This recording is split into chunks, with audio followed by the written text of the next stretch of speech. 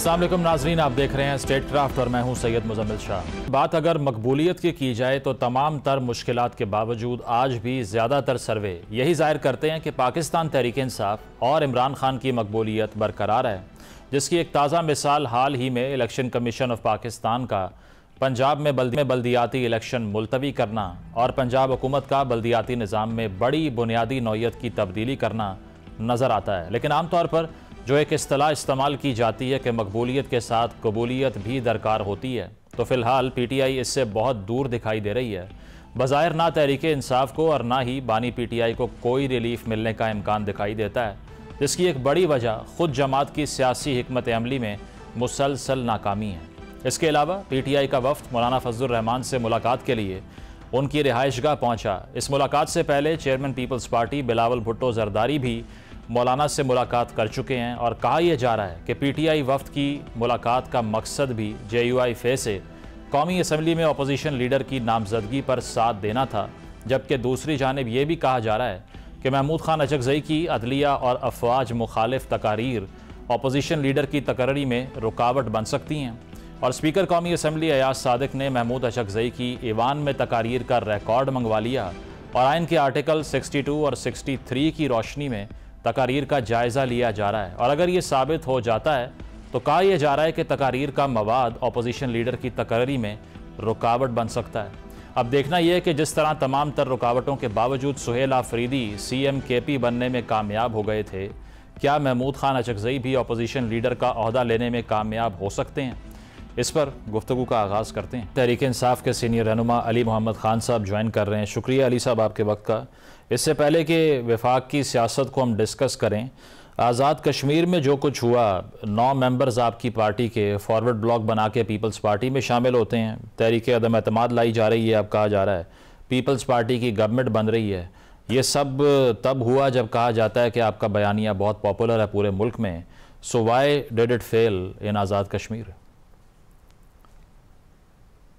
बिस्मिल्लाहिर्रहमानिर्रहीम, अल्लाहुम्मा सल्ली अला मुहम्मदिन व अला आलि मुहम्मद। साहब बहुत शुक्रिया। आज़ाद कश्मीर इलेक्शन हमने जीता था और मेरा भी बड़ा अच्छा एक्सपीरियंस था। मैं यहाँ से जाके खान साहब की नुमाइंदगी की और बहुत से हलकों में कैंपेन की।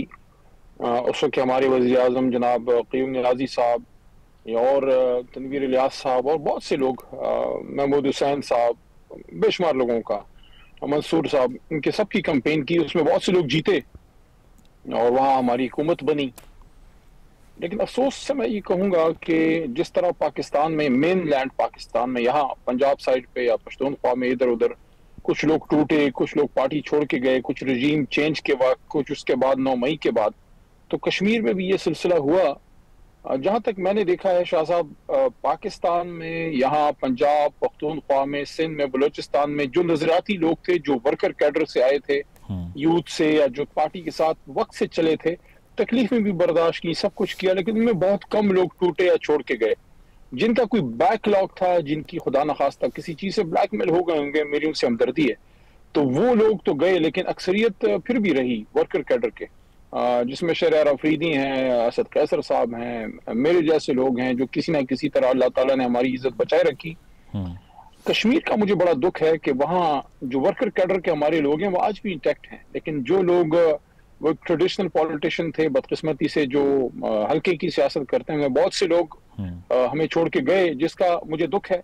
और मैं समझता हूँ कि कश्मीरी नडर लोग हैं, बहादुर लोग हैं, गैरतमंद लोग हैं, लेकिन ये जो लोगों ने हमारे साथ दगा की है, उससे हमसे ज्यादा कश्मीरियों को अफसोस हुआ होगा। मैं कल भी मैंने बात की और आखिर में आपके प्रोग्राम इस पॉइंट पे आखिर में ये बात जरूर करूंगा इस सवाल पे, कि पार्टी को मुस्तकबिल में सोचना ये जरूर चाहिए कि वोट बैंक अगर खान साहब का है, जो कि है, तो हमें फिर यूथ में से और आजमूदा कारकुनान में से टिकटें देनी होगी। ये नहीं देखना होगा कि किसी आदमी की बड़ी पॉलिटिकल लेगेसी है, क्योंकि जो बड़ी गाड़ियों में आते हैं वो बड़ी गाड़ियों में चले भी जाते हैं। सही, इलेक्टेबल्स की सियासत फिर तर्क करना होगी। इसके अलावा अचकज़ई साहब का नामजद होना अपोजिशन लीडर के लिए, अब पहला एक रोड ब्लॉक तो ये आ गया कि अयाज सादिक साहब अब जायज़ा ले रहे हैं उनके फ़ौज मुखालिफ बयानात का, 62, 63 आर्टिकल की बात हो रही है। और दूसरा ये कि अब उनकी सपोर्ट के लिए PTI का वफ़द भी जाता है मौलाना साहब से मिलने के लिए।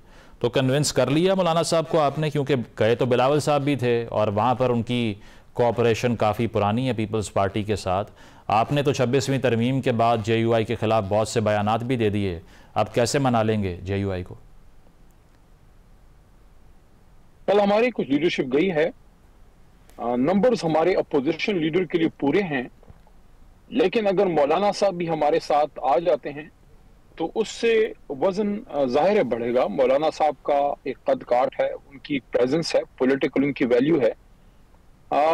सुनने में एक चीज आ रही थी कि खुदा न खास्ता वो पीपल्स पार्टी के साथ मिलकर अपोजिशन लीडर बनना चाहेंगे। मैं नहीं समझता वो ये स्टेप लेंगे, क्योंकि उनसे उनको पॉलिटिकली बहुत ज्यादा लॉस होगा और वैसे भी बड़ा अजीब लगेगा कि हुकूमती बेंचेस से अपोजिशन लीडर बने। तो ये मेरे ख्याल में पॉलिटिकली बहुत नेगेटिव चीज होगी मौलाना साहब के लिए। मेरा नहीं ख्याल वो ये स्टेप लेंगे। और कल जो मुलाकात हुई है असद कैसर साहब की, कुछ हमारी क़यादत वहां गई थी, वो उम्मीद अफजा है। तो हम तवक्को रख सकते हैं कि इंशाल्लाह मौलाना साहब हमारे साथ रहेंगे। नहीं, इसमें भी आपने कहा कि उनको नुकसान होगा पीपल्स पार्टी के साथ जाने में, लेकिन आपके साथ आने में क्या फ़ायदा होगा? 26वीं तरमीम में आए, आपके सोशल मीडिया की बंदूकें और तोपों का रुख उनकी तरफ हो गया, और इसके अलावा उनका जो वो क्लेम है कि हमारा मैंडेट भी चोरी हुआ है, वो तो पख्तूनख्वा के अंदर है जहां आपकी हुकूमत है। तो आपके साथ आने से क्या हासिल होगा उनको? देखिए, इस वक्त तहरीक इंसाफ एक जेन्युइन अपोजिशन का किरदार अदा कर रही है और हम आईन की बहाली की जद्दोजहद कर रहे हैं। अगर कोई ये इंप्रेशन ले रहा है, जिस तरह आपने इस प्रोग्राम में बात भी मोहतरम अचकज़ई साहब के हवाले से की कि उनके कोई इदारों के खिलाफ बयानात हैं, देखिए इमरान खान साहब ने बदरजहा ये बात की है कि हम किसी इदारे के खिलाफ नहीं है, मुल्क भी मेरा है, फौज भी मेरा है, ये बात उन्होंने की है।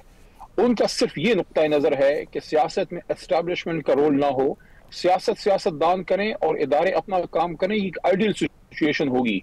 वो फौरी शायद मुमकिन ना हो, लेकिन बतदरीज उसकी तरफ जाना होगा कि बतदरीज एस्टैब्लिशमेंट का असर सियासी मैदान से कम हो। बाकी हमारा इदारा है, अगर एक मुल्क में फौज ना हो मुल्क तो रह ही नहीं पाता। इस पे बहुत क्लैरिटी है, इस पे तो बहुत क्लैरिटी है। आपने पूछा मौलाना साहब को क्या फायदा है, तो देखिए इस वक्त 2/3 तो बड़ी छोटी बात रह गई है शाह साहब। इस वक्त तो 3/4 कौम जो है वो खान साहब के साथ खड़ी है। अच्छा। तो अगर आप एक जेन्युइन अपोजिशन करते हैं, मैं समझता हूँ उसका पॉलिटिकल माइलेज भी होगा। और एक हक और इंसाफ की भी बात है ना कि जुल्म हो रहा है मुल्क में, ज्यादती हो रही है, फस्तायत है। नाम लेना मुनासिब नहीं, लेकिन आपके बहुत से साथी जो आपकी तरह के साफी हैं, उनको मुल्क छोड़ के जाना पड़ा। उन पे मैं नहीं जाता डिटेल में, लेकिन इन सारी चीजों को देखते हुए अगर मौलाना साहब मजलूम के साथ खड़े होते हैं, उनका अपना कद काठ जो है वो इससे बढ़ेगा। और एक और बात भी जो मैं कंसिडर, मेरा इस पे एक ओपिनियन है जो मैं कई दफा मैंने बात की है कि इमरान खान साहब जो बात करते हैं, जो बेशुमार बार उन्होंने की है कि वो इस मुल्क को मदीना की रियासत की तर्ज पे एक इस्लामिक वेलफेयर स्टेट बनाना चाहते हैं। तो उस सिलसिले में अगर आप इन द लॉन्ग रन देखें, अगर कभी मौलाना साहब और हम इकट्ठे चले तो उस लिहाज से, उस सोच पे तो हम फिर नेचुरल एलाई बनते हैं कि एक मजहबी सोच मौलाना साहब की भी है, खान साहब की भी है। लेकिन वो कैसे होगा, उस पे दोनों बड़े लीडर्स का, खान साहब का मौलाना साहब के साथ बैठना, गुफ्तगू, अल्लाह करे खान साहब बाहर निकलें और हमारी उनके साथ इकट्ठे एक सफर हो। क्योंकि एक बात आखिरी, ये बड़ी अहम है, एक बड़ी मजहबी शख्सियत, बिल्कुल नॉन कंट्रोवर्शियल, और उनका इतना मैं कह सकता हूँ कि कराची में उनकी बेस है। तो उधर से कभी मुझे एक बात आई कि खान साहब की रिहाई के लिए एक पॉजिटिव किरदार, कि ये जो तनाव है वो खत्म हो, एस्टैब्लिशमेंट और इदारों और सियासी जो तनाव है, सियासी इस्तेकाम के लिए वो अपना किरदार को अदा करना चाहते हैं। मैंने जब ये बात खान साहब को जेल में की पिछले साल, तो खान साहब की सोच देखिए कि उन्होंने मुझे कहा कि हाँ ठीक है, आप उनसे कहिए अगर अपना कोई मस्बत किरदार अदा करना चाहते हैं, खैर की बात तो जो भी करे अच्छी है। लेकिन साथ में उन्होंने ये कहा कि उनसे ये कहें कि आप एक ब्लूप्रिंट, एक वर्किंग पेपर बनाइए मदीना की रियासत की तर्ज पे हुकूमत बनाने के लिए, कि जब हम बाहर आए तो उससे फायदा उठा सकें। तो ये देखिए उसकी सोच है जेल के अंदर भी। बिल्कुल, तो मतलब ये थोड़ा लंबी तमहीद बांधी कि अगर मौलाना साहब के साथ हमारी कोalition बनती है तो ये तो मुझे बहुत देर पा कोalition लगती है, थोड़ा सा गिव एंड टेक होगा, लेकिन मेरे ख्याल में इस्लाम के लिए, पाकिस्तान के लिए जाया जा सकता है अगर थोड़ा सा सीना बड़ा किया जाए, दिल बड़ा किया जाए, ओवरलैप हो सकता है। इसके अलावा शिबली फराज साहब की नशस्त पर जो शेड्यूल आया सेनेट इलेक्शन का, मुअत्तल करने की दरख्वास्त आती है, मुस्तरद हो जाती है, कल अब वोटिंग करवाने जा रहे हैं, तो इस पर भी JUI से दरख्वास्त की है आपने इस सीट के ऊपर सपोर्ट के लिए? जी, उनसे ये बात उनके गोश गुजार की गई है। ये मैंने देखा है, मेरी भी मालूमात में ये बात आई है। तो अगर सपोर्ट हो जाए तो मेरे ख्याल में मुनासिब है, क्योंकि शिबली साहब की सीट वैसे ही तहरीक इंसाफ की सीट है। और आप ये देखें कि थोड़ा सा जो जमातें कॉन्स्टिट्यूशन की बात करती हैं, जिसमें मोहतरम मौलाना साहब भी हैं, बिलावल साहब की जमात जाहिर है वो हुकूमत में है, लेकिन वो ये बात करते हैं। नून से तो गिला चले नहीं है क्योंकि वो डायरेक्ट बेनिफिशरी हैं, लेकिन पीपल्स पार्टी और जेयूआई से मैं ये उनके सामने ये नुक्ता जरूर रखूंगा कि जब कॉन्स्टिट्यूशन की हम बात करते हैं तो फिर हमें उसको पूरा पूरा लेना होगा। जिस तरह हमारी रिजर्व सीट्स, मजहबी जो हमारी नॉन मुस्लिम्स की सीटें हैं, तो वो जिस तरह हमसे बंटवारा हुआ है। ये खैबर पख्तूनख्वा में आप देखिए कि अपोजिशन की सीटों पे उनके जनरल जो आए हैं वो कोई 10 से भी कम होंगे, लेकिन खवातीन की नशिस्तें मिला के कोई मेरे ख्याल में 50 तक पहुंची। कितनी ज्यादती है। उस पर एएनपी का अच्छा स्टैंड आया जो उन्होंने नहीं ली ऐसी सीटें। इन चीजों को देखना होगा क्योंकि ये तो चली जाती हैं, लेकिन जो आप स्टैंड लेते हैं ना तारीख में, जैसे हमें भी कुछ चीजें लोग याद दिलाते हैं, आप भी हम पे, जब आप हमारे नाक़िदों में से हैं, मैं एहतराम करता हूँ, आप जेन्युइन बात करते हैं, तो जब आप हम पे सवाल उठाते हैं तो तेरा के आगे जो हमसे कोई सियासी गलतियां अगर हुई हैं, जो हम समझते हैं कि नहीं हुई, कोई और हमारा नाक़िद कहेगा कि हुई हैं, तो वो चीजें फिर तारीख में रह जाती हैं। अच्छा, इसी तरह ये चीजें ठीक जो इस वक्त ये जमातें कर रही हैं, ये तो तारीख का हिस्सा बन गई हैं। बिल्कुल, ये तो हुकूमत चली जाएगी, वक्त गुजर जाएगा, लेकिन तारीख में लिखा जाएगा कि जब 26वीं आईनी तरमीम हो रही थी, सुप्रीम कोर्ट पे शब खून मारा जा रहा था, तो कौन सी जमातें थी जिन्होंने सुप्रीम कोर्ट पे शब खून मारने में अपना अपना कंधा यूज किया, या जो माइनॉरिटी सीट्स पे हमला हुआ, खवातीन की सीट्स बटोरी गई, तो उस माली गनीमत से किस किस ने बहती गंगा में हाथ धोया, ये तो तारीख लिखी जा रही है। सही। आपके नाक़िदीन ये भी एक और बात करते हैं कि सुहेल आफरीदी साहब जो कि नए चीफ मिनिस्टर बनते हैं, सूबे के हज़ारों मसाइल हैं, पेशावर यूनिवर्सिटी अपने डिपार्टमेंट्स बंद कर रही है लो एनरोलमेंट से, लिटरेसी रेट का इशू है, इंफ्रास्ट्रक्चर दहशत गर्दी का इशू है, लेकिन अब काबीना नहीं बन पा रही क्योंकि उनकी खान साहब से मुलाकात नहीं हो रही। इस पर तलाल चौधरी साहब ने भी कहा कि माजी में नवाज शरीफ साहब के खिलाफ तो फैसला कोर्ट से आ गया कि उनसे मुशावरत ज़रूरी नहीं है, काबीना तश्कील दी जाए, तो ये दोहरा मयार नहीं है? Why is he waiting to discuss it with Khan साहब, जबकि उनकी बहन ने भी गालिबन अब बयान दे दिया है कि जो आपको ठीक लगते हैं लोग, उनको काबीना में शामिल कर लिया जाए। ये डेडलॉक कितना आगे जाएगा? पख्तूनख्वा के अवामी सफ़र कर रहे हैं, नून लीग तो सफ़र नहीं कर रही इससे। मैं आपसे की बात से मुत्तफिक हूँ, और खान साहब ने तो कल इजाजत दे दी है। मेरे ख्याल में सुहेल को जो है ना, सीएम साहब को फौरी इस पे शॉर्ट सी काबीना तो जरूर बना लेनी चाहिए ताकि सूबे का काम जो है वो चल पड़े। कल सुहेल अफरीदी साहब की मुलाकात ड्यू है खान साहब से, कल उनका नाम लिस्ट में है, अल्लाह करे कल उनकी मुलाकात हो। वैसे खान साहब को ने उनको इख्तियार तो दे दिया है, अब इसमें मेरा नहीं ख्याल वक्त ज्यादा जाया करना चाहिए, क्योंकि जितना जल्दी काबीना बनेगी उतना जल्दी उमूरे ममलिकत जो सूबे के हैं वो चल पड़ेंगे, क्योंकि हेल्थ है, एजुकेशन है, पुलिसिंग है, लॉ एंड ऑर्डर है, बेशुमार मसाइल हैं। जिस तरह आपने सूबे की, मेरी अपनी यूनिवर्सिटी है, मैं मेरी इंजीनियरिंग और वकालत की पहली डिग्री जो है वो पेशावर यूनिवर्सिटी की है, तो मुझे तो उसका जाती तौर पर मुझे ज्यादा फिक्र उसकी रहती है। ठीक है, yes, I agree with you कि फौरी तौर पे काबीना बना के उनको अब मैदान अमल में उतरना चाहिए। जब खान साहब ने उनको एक अमूमी इजाजत वैसे दे भी दी है कल, जो बाजी ने बात की है, उज़मा बाजी ने, उज़मा आपा ने। Last question, one liner answer अगर आप दे दें, आई अप्रिशिएट। ये जो कहा जा रहा है कि अगर अपोजिशन लीडर का ओहदा भी आपसे ले लिया जाए, आपके फॉर्मर कॉलीग फवाद चौधरी साहब भी प्रेडिक्ट कर रहे हैं कि आप असम्बली से निकल आएंगे और मैस रेजिग्नेशन कर देंगे, यही प्लान है?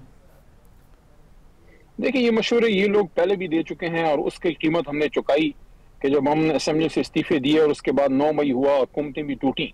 मैं नहीं समझता मैदान खाली छोड़ के उन लोगों को खुशी के शादियाने बजाने का मौका देना चाहिए जो तहरीक इंसाफ के मेंबरान की शक्ल पार्लियामेंट में और सिस्टम में देखना नहीं चाहते। ये तहरीक इंसाफ की बहुत बड़ी गलती होगी।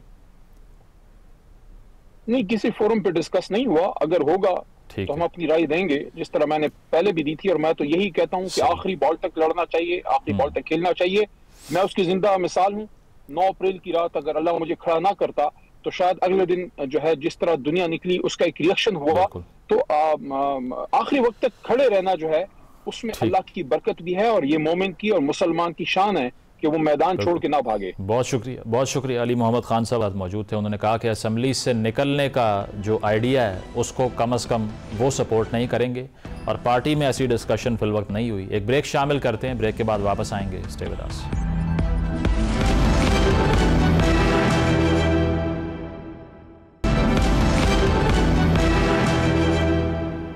वेलकम बैक नाजरीन। पाकिस्तान और अफगान तालिबान के दरमियान इस्तंबुल में जारी रहने वाले मुज़ाकरात नाकाम हो गए हैं। 4 रोज़ा मुज़ाकरात के बाद वज़ीर इत्तलात अता तारड़ ने सोशल मीडिया पर जारी पैगाम में कहा कि बातचीत में काबिल अमल हल नहीं निकाला जा सका। पाकिस्तान ने मुज़ाकरात के दौरान अफगान सरजमीन को पाकिस्तान मुखालिफ दहशतगर्द तंजीमों के लिए इस्तेमाल होने से रोकने का मुतालबा किया, मगर तालिबान ने शवाहिद के बावजूद सरहद पार दहशत गर्दी को रोकने की कोई जमानत नहीं दी। अता तारड़ ने इस पर कहा कि अफगान वफ्द ने बार बार गुफ्तगू के असल मसले से रुख मोड़ा और कलीदी नुक्ते से इनहराफ किया। पाकिस्तान ने जो शवाहिद पेश किए वो काफ़ी और नाकाबिल तरदीद थे। मुज़ाकरात का वाहिद एजेंडा पाकिस्तान पर अफगान सरजमीन से हमलों को रुकवाना था, जबकि वज़ीर दिफा ख्वाजा आसिफ का कहना है कि पहले ही दिन ये अंदाज़ा हो गया था कि मुज़ाकरात का इख्तियार काबुल हुकूमत के पास नहीं है। साथ उनका ये भी कहना था कि किसी को शक नहीं होना चाहिए, तालिबान ने भारत की प्रॉक्सी जंग शुरू की है। पाकिस्तानी हुकूमत का मौक़िफ़ ये है कि तालिबान अफगान अवाम को गैर ज़रूरी जंग में धकेलना चाहते हैं। पाकिस्तान दहशत गर्दों और इनके हामियों को ख़त्म करने के लिए अपनी कार्रवाइयाँ जारी रखेगा और अपनी आवाम को दहशत गर्दी से बचाने के लिए तमाम ज़रूरी इक़दाम उठाएगा, क्योंकि इस हवाले से वज़ीर दिफा ख्वाजा आसिफ पहले ही 2 टोक बयान दे चुके हैं कि अगर अफ़गानिस्तान के साथ मामलात मुज़ाकरात के ज़रिए हल ना हुए तो फिर हमारी इनसे खुली जंग है। अब देखना यह है कि आने वाले दिनों में मामलात किस तरफ जाते हैं। बज़ाहिर तो यही नज़र आ रहा है कि दोनों ममालिक के दरमियान मुस्तक़बिल में कभी लड़ाई तो कभी जंग बंदी जैसी सूरत हाल बरकरार रहेगी, जो दोनों फ़रीक़ैन के लिए मसाइल का बायस बन सकती है। इसीलिए पाकिस्तान और अफ़गानिस्तान को साथ बैठ कर इस मसले का हल ढूंढना होगा, क्योंकि लड़ाई या जारहाना हिकमत अमली किसी भी मसले का हल नहीं हो सकते। इन तमाम मौज़ूआत पर गुफ्तगू का आगाज़ करेंगे। डॉक्टर कमर चीमा हमें ज्वाइन कर रहे हैं। आप इंटरनेशनल रिलेशंस के एक्सपर्ट हैं, तजिया निगार हैं। जमील अहमद ख़ान साहब मौजूद हैं, साबिक़ सफ़ीर हैं। आप दोनों का बहुत बहुत शुक्रिया। कमर साहब, आपसे आगाज़ करूँगा। ये अफ़गान तालिबान की तरफ से एक जो स्टैंड ऑफ हमें देखने को मिल रहा है अब इस्तंबुल में मुज़ाकरात की नाकामी के पीछे, क्या लगता है, क्या हक़ाइक़ हैं? क्योंकि ख्वाजा आसिफ साहब का ये बयान और उन्होंने क्लियरली इसको कैटेगोरिकली कह दिया कि ये सब कुछ इंडिया के बिहाफ पे हो रहा है, लेकिन पहले मल्टीपल टाइम्स जो वफ्द था उसने अग्री किया, काबुल से कॉल आई, फिर डिक्लाइन कर दिया। What is happening according to you? अब बहुत शुक्रिया मुजम्मिल साहब। देखिए, पहली बात तो ये है कि मुझे ऐसे लगता है कि तालिबान ने ये फैसला कर लिया है कि उन्होंने टेररिज्म को, नॉन स्टेट एक्टर्स को एज ए पॉलिटिकल टूल इस्तेमाल करना है और वो एज ए लिवरेज इस्तेमाल करना चाहते हैं। दूसरी बात इसमें बड़ी अहम है कि इस सारे डायलॉग में ये जो 4-5 दिन तुर्की में चीजें डेवलप हुई, उससे एक चीज पता चलती है कि तालिबान का जो सेंट्रल रूल है, कंट्रोल है, वो नहीं रहा। अब उनको अपनी अथॉरिटी को आउटसोर्स करना पड़ रहा है। वो जो यूएन सिक्योरिटी काउंसिल की रिपोर्ट्स आ रही हैं, क्वाड्राइपार्टाइट स्टेटमेंट आई है recently Russia, China, Iran, Pakistan की, जिसमें मल्टीपल दहशतगर्द ग्रुप्स का नाम लिया गया, including TTP, Majeed brigade group, al Qaeda, Islamic State वगैरह का। वो उन्होंने अपनी पावर को आउटसोर्स किया हुआ है। अब खोस्त, पक्तिका, कंधार, काबुल, हेरात, मुख्तलिफ शहरों के अंदर मुख्तलिफ पावर सेंटर्स हैं जिनके साथ आपको डील करना है। देखें, अब जब वो ये आपको कह रहे हैं कि आप टीटीपी से खुद डील कर लें, तो अगर मैं समझता हूं खोस्त और पक्तिका में अगर टीटीपी बैठी हुई है तो इसका मतलब है कि अफगान तालिबान तो वहां पर डील नहीं कर रहे।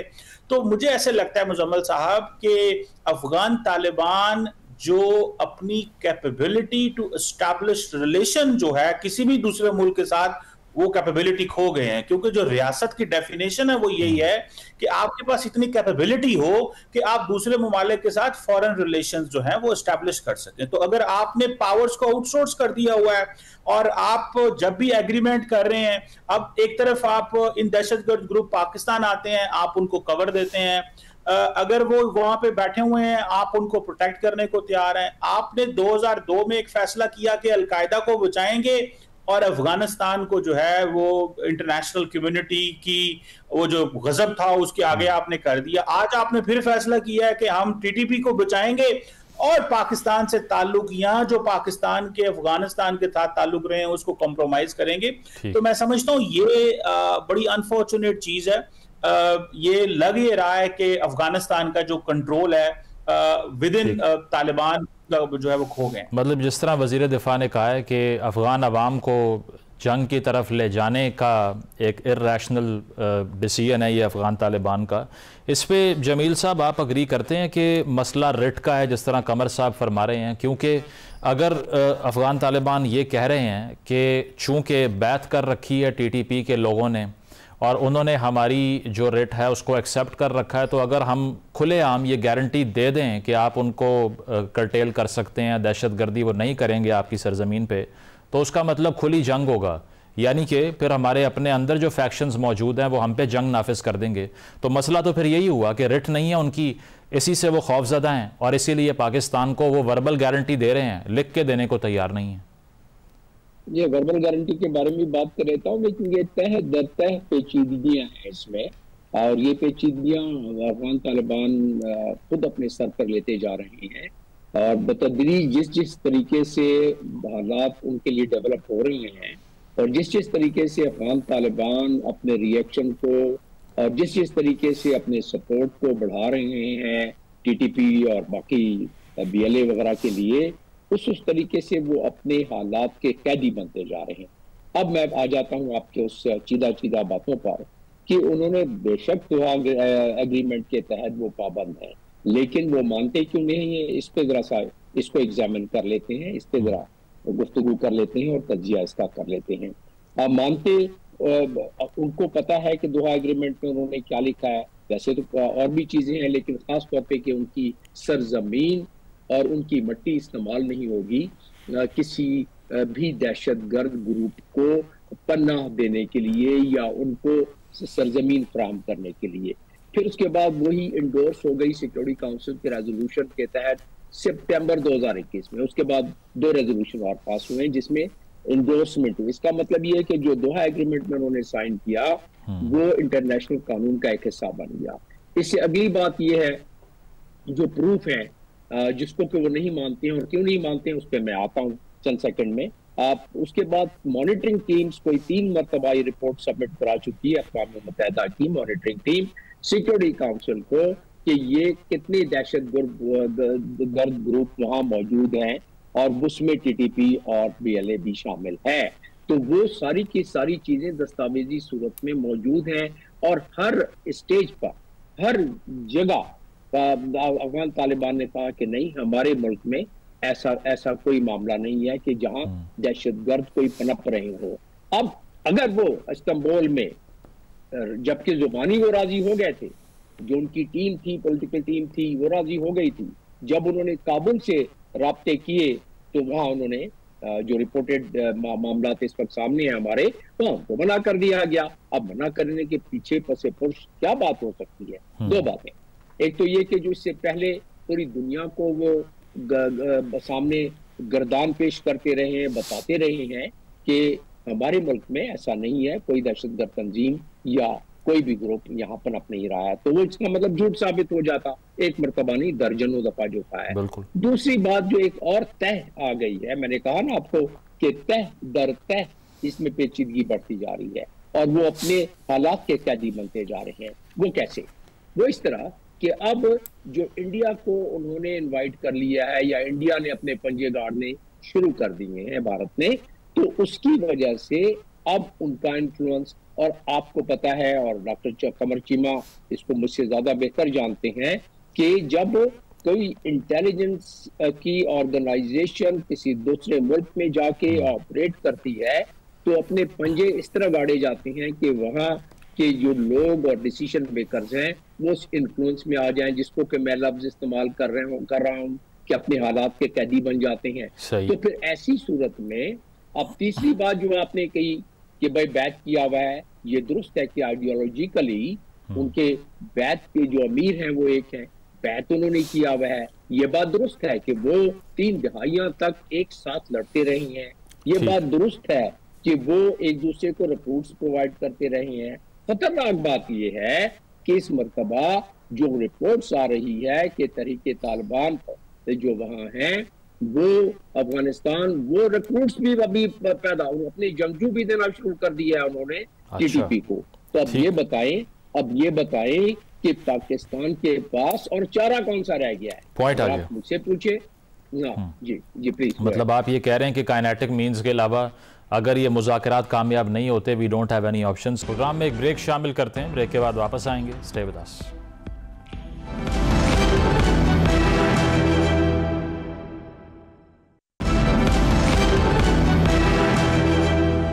वेलकम बैक नाजरीन, डिस्कशन को कंटिन्यू करते हैं। कमर साहब, टीटीपी को लेकर अब जो बात जिस तरह से जमील साहब भी कर रहे हैं कि एक इंडिया वाला फैक्टर भी है, ख्वाजा आसिफ साहब ने भी इस पे बात की, लेकिन टीटीपी का पाकिस्तान के ऊपर जंग नाफिज करने का एक प्रिटेक्स्ट क्या है? वो यही है कि वो ये कहते हैं और वो ये समझते हैं कि यहाँ सही इस्लामी असूल जो हैं वो अपहोल्ड नहीं हो रहे। लेकिन जब इंडिया अफ़गानिस्तान में इन्वेस्टमेंट करता है, जब वो TTA के साथ बड़े क्लोज बॉन्ड बनाने में कामयाब हो जाता है, तो उस पर TTP को कोई एतराज़ नहीं है? क्या इंडिया में इस्लामी असूल प्रिवेल हो रहे हैं कि उससे मसला नहीं है लेकिन धमाके यहाँ पर करने हैं सारे? देखिए, फ्रैंकली स्पीकिंग मुझे ऐसा लगता है कि TTP जो है ना, वो एक जैसे होता है ना, गुंडागर्दी करने वाले लोग, एक्सटॉर्शन, भत्ता लेना, मतलब ये माइंडसेट है। कोई इस्लामी आपने निजाम क्या नाफिज करना है? आप देखें, आप अगर अपना निजाम नाफिज करना चाहते हैं जरूर करें, उसके लिए पाकिस्तान के कॉन्स्टिट्यूशन के अंदर स्पेस मौजूद है। आप अपनी पॉलिटिकल पार्टी बनाएं, lay down your weapons, make your political manifesto, लोगों के पास जाएं, उनको अपना मैनिफेस्टो बताएं, आप इस्लामी निजाम लेके आना चाहते हैं, लोग आपको वोट दें, आप पावर में आ जाएं। पूरी की पूरी आपकी एक हिस्ट्री है पाकिस्तान के अंदर, और भी तो मजहबी जमातें हैं। तो मैं समझता हूं कि ये चीजें बिल्कुल मुमकिन है, लेकिन ये सारे वॉर इकोनॉमी का हिस्सा बने हैं। मुझे लगता है कि जो अफगान तालिबान है, ये सारा मामलात ये मैनेज कर रहे हैं और ये समझते हैं, इन्होंने जिंदगी में सबक नहीं सीखा। देखें, ये अफगानिस्तान की अवाम को ये सवाल पूछने चाहिए कि भाई ये कैसे मुमकिन हो सकता है कि एक ऐसा ग्रुप जो कि इलेक्टेड भी नहीं है, जिसने दोहा में मुआहदा किया था कि हम एक कंसल्टेटिव ग्रुप बनाएंगे जिसमें और स्टेक होल्डर्स को अफगानिस्तान से डालेंगे ताकि वो पावर का हिस्सा बने, आपने वो मुआहदा भी तोड़ा है। आप दहशतगर्द जमातों को पनाह भी दे रहे हैं।